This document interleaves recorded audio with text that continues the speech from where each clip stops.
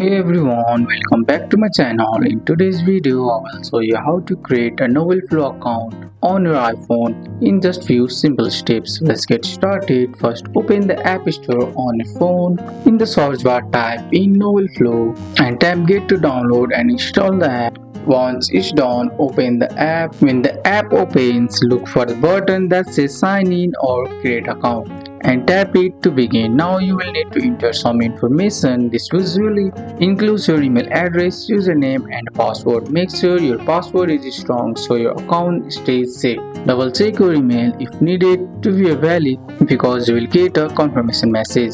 Next, open your email app and look for the verification email from NovelFlow. Tap the verification link in that email. This confirm your account and activates it. Go back to the NovelFlow app, tap login, enter your email and password. You are now officially logged in. And that's it. Now you know how to log in to NovelFlow. That's all for today's video guys. I hope you guys like this video. If you found this video helpful, drop a like, subscribe for more videos. Thanks for watching. See you in the next one.